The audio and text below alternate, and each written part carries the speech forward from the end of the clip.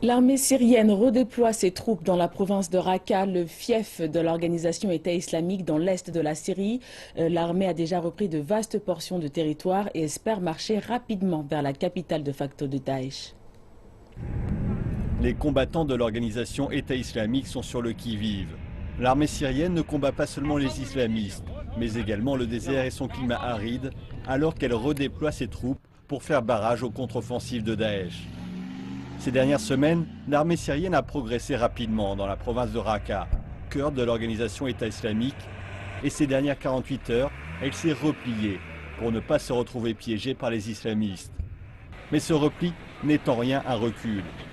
Daesh a encore plus d'un tour dans son sac. Le premier, les véhicules blindés chargés d'explosifs, conduits par des kamikazes et suivis de troupes d'infanterie. Les uns après les autres, les camions sont envoyés vers les lignes de fronts ennemis. L'armée tente de les détruire avant qu'ils n'arrivent sur les soldats. Et trop proche, impossible d'empêcher son explosion. Cette opération n'est pas simple. Nous devons prendre et garder le contrôle d'une vaste zone. Et plus nous avançons, plus nous sommes vulnérables. Ils cachent aussi des engins explosifs. Cela n'empêche pas l'armée syrienne d'être déterminée à avancer.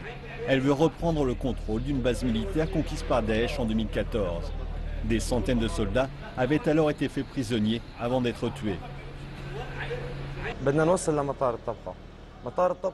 Daesh veut faire peur au reste du monde, mais ils ne nous font pas peur. Ce sont des hommes comme nous. Ils savent se servir de couteaux et savent trancher des gorges. Eh bien, nous savons nous servir de fusils et nous vengerons nos camarades qu'ils ont tués. Ils les ont tués pour faire des exemples d'eux, et nous allons battre Daesh pour faire un exemple à destination des terroristes.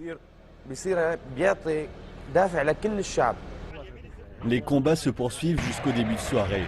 Après la tombée de la nuit, l'armée et Daesh ne peuvent attaquer. Et juste quand tout le monde pense que la bataille se termine, une voiture piégée est repérée. Les soldats syriens réagissent rapidement. La voiture est arrêtée à bonne distance. S'en suivent quelques heures de répit avant le début d'une nouvelle bataille.